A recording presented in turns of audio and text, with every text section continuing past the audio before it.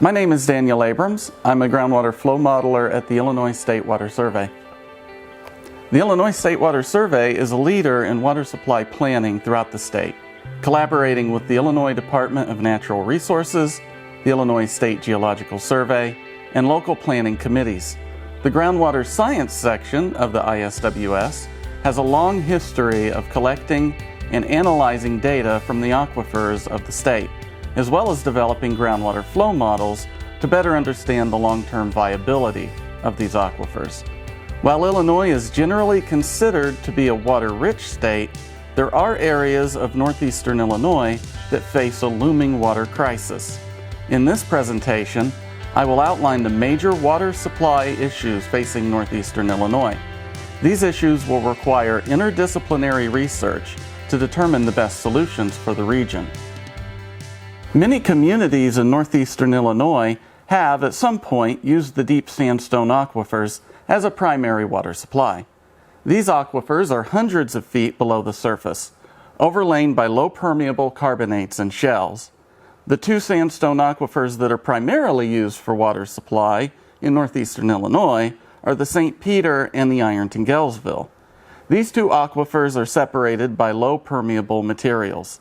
A third underlying aquifer, the Mount Simon sandstone, is highly saline throughout much of the region and hence does not serve as a major water supply source. Water levels have been declining in the sandstone aquifers of northeastern Illinois since pumping started in 1863. The first wells drilled in northeastern Illinois were actually flowing artesian wells, meaning that water levels were above land surface. Currently, however, water levels are hundreds of feet lower, with drawdown of over 800 feet in the Joliet region of Will County. Sandstone withdrawals have varied greatly through time, and the impacts are shown in this animation that runs from pre-development to 2014. The data used to develop this animation were obtained from numerous measurements of the sandstone aquifers conducted by the Illinois State Water Survey. The data are supplemented by a dedicated monitoring network, well records, and information provided by communities to the ISWS. Water levels declined at a relatively steady rate as pumping increased through the early decades of the 1900s.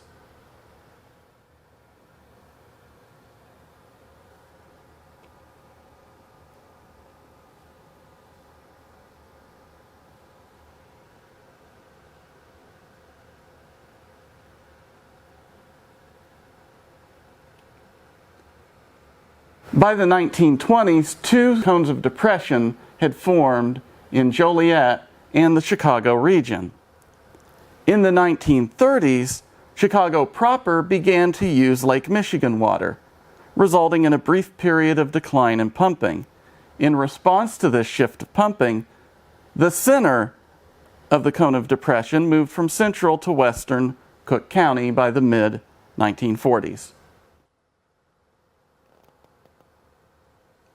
Water levels continued to decline until 1980.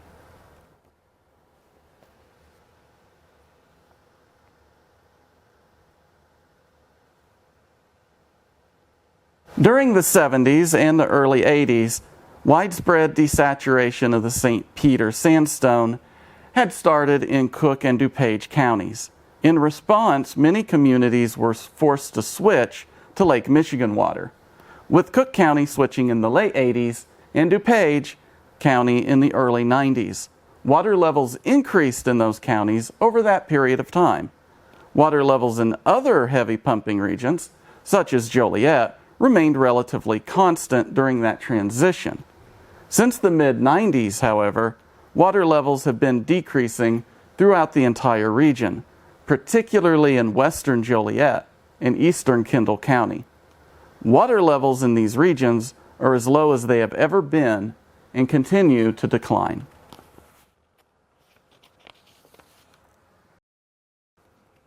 In pre-development conditions, water in the sandstone aquifers was under pressure.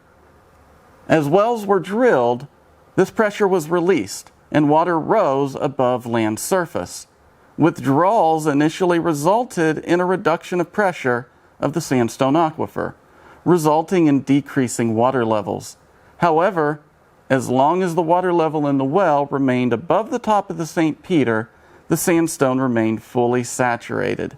This was the case until the early 1970s, when water levels fell below the top of the St. Peter. At that time, the upper portion of the St. Peter began to desaturate. As a result, wells open to only the upper portion of the St. Peter could no longer withdraw water. The impact to residential communities persists to this day. Desaturation of the uppermost St. Peter sandstone has been observed throughout northwestern Will County, northern Kendall County, and southeastern Kane County. Complete desaturation of the St. Peter sandstone has been observed at the center of the cone of depression at Joliet number 10. Many of the industrial wells in Joliet have also recently experienced desaturation of the St. Peter under pumping conditions. These wells are generally found south of the fault in Will County. As the zone of desaturation continues to expand, high-capacity production wells will lose capacity, which will have major implications to decisions of future water supplies in this region.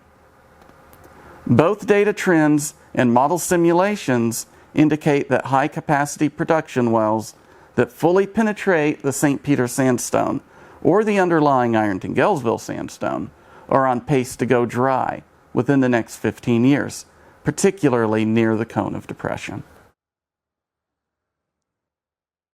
Although groundwater withdrawals are certainly the primary factor for lowering water levels, there are a number of factors that exacerbate drawdown. In the next few slides, I'll discuss 3 of these factors: thick aquitards overlying the sandstone, changes in natural groundwater circulation patterns, and proximity of pumping to a geologic fault. In northeastern Illinois, the sandstone's predominantly overlain by the Maquoketa Shale, an impermeable unit that limits water that can recharge the sandstone under natural conditions. The sandstone is naturally recharged toward the center of the state, in Boone and DeKalb counties. Groundwater reaching northeastern Illinois from this recharge zone is likely hundreds of years old. Water that flows from this natural recharge source has traditionally been viewed as sustainable, since groundwater withdrawals satisfied by this water can be replaced by natural recharge. The amount of water flowing from a sustainable recharge source can be calculated using both the groundwater flow model and the hydraulic gradient observed from the potentiometric surface. Both methods produce comparable results. This value from a current sustainable source appears to be on the order of 30 to 40 MGD. This leaves 50 to 60 MGD of water that satisfies demands in northeastern Illinois that originates within northeastern Illinois, either from desaturation of sandstone or water coming from wells connected to deeper or shallower aquifers. These multi-aquifer wells have the potential to alter groundwater circulation patterns, influencing both the location and the timing of when withdrawals will impact a particular aquifer. Most wells constructed before the 1980s connected multiple aquifers, and many of these wells still remain. While some multi-aquifer wells are still active production wells, many others are abandoned. However, they still provide a pathway for exchange of water between aquifers.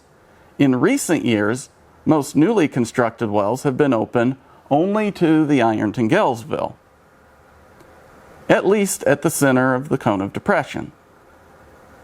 Some of the water entering an Ironton-Gellsville only well will originate from the Ironton-Gellsville. However, due to the existing multi-aquifer well network, demands from Ironton-Gellsville only wells may also be satisfied by water from the Mount Simon, the St. Peter, or even shallow aquifers. Hence, withdrawals from the Ironton-Gellsville can have a negative impact on any connected aquifer. However, without these multi-aquifer wells, the Ironton-Gellsville would likely no longer be a reliable source of water. To resolve the issues facing northeastern Illinois, an important component will be managing multi-aquifer well networks. Managing multi-aquifer wells can work to extend the life of one aquifer, but at the cost of others. Many questions remain before such management strategies be put into practice. Some critical research needs include improved capability of simulating flow through multi-aquifer wells in groundwater flow models, understanding of geochemical mixing, contaminant pathways, and flow logging. A third factor that exacerbates drawdown in northeastern Illinois is the proximity of pumping to the Sandwich Fault Zone. This fault offsets sandstone layers, either partially or completely. This cross-section runs through an area along the fault where the Ironton-Gellsville sandstone is completely offset on either side of the fault. The St. Peter sandstone is also completely offset. In fact, on the southern side of the fault, the St. Peter has been eroded away entirely. On the northern side of the fault, the St. Peter is covered by carbonates and shells. This three-dimensional representation of the 2014 potentiometric surface supports the hypothesis that the Sandwich Fault Zone behaves as a hydrologic flow barrier. A discrete jump in water levels of over 100 feet occurs on either side of the fault. It is noted that the center of the cone of depression occurs on the northern side of the fault.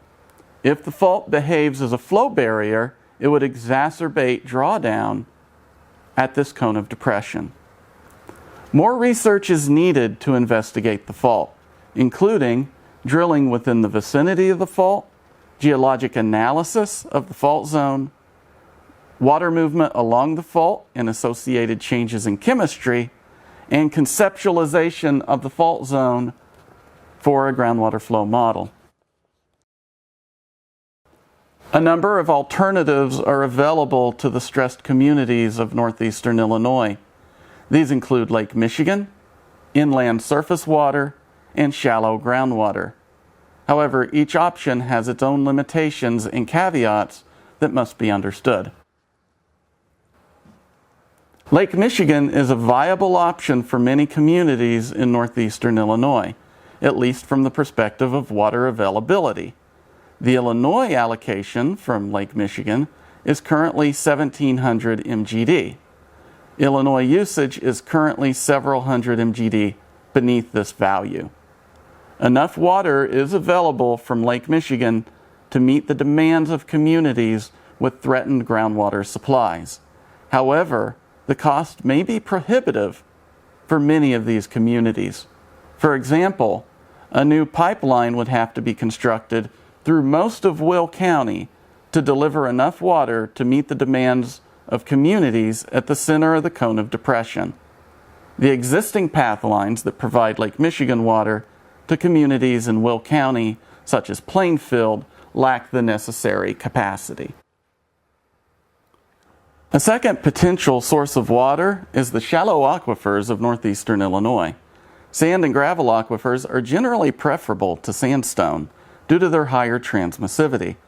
The transmissivity of a sand and gravel aquifer is often an order of magnitude higher than the combined transmissivity of the St. Peter and Ironton-Gellsville. However, sand and gravel aquifers are not present throughout northeastern Illinois. Furthermore, they're not always overlain by low permeable material. While this enhances their ability to be recharged, it also makes them more susceptible to contamination. A few communities have opted for surface water as an alternative to the sandstone aquifers. Elgin and Aurora both have a partial allocation of groundwater and Fox River water. Wilmington uses the Kankakee River exclusively. At the center of the cone of depression, the Kankakee River may be an option. However, specified low flow conditions on the Kankakee River must be maintained. While the Des Plaines River also runs through the center of the cone of depression, it is predominantly comprised of industrial effluent and may not be satisfactory for drinking water purposes. There's currently a need to understand the impacts on sensitive ecosystems that could result from changing water sources. For example, in Will County, the endangered Hines emerald dragonfly relies on a specific habitat that shallow groundwater withdrawals may disrupt. This limits options for some communities, particularly with the questions that already surround the long-term viability of the deep sandstone aquifers. The development of groundwater discharge reduction standards based on their impacts to sensitive species will be necessary moving forward for policy implementation. Furthermore, the assessment of increasing chloride concentrations in streams on sensitive and invasive species needs to be studied further.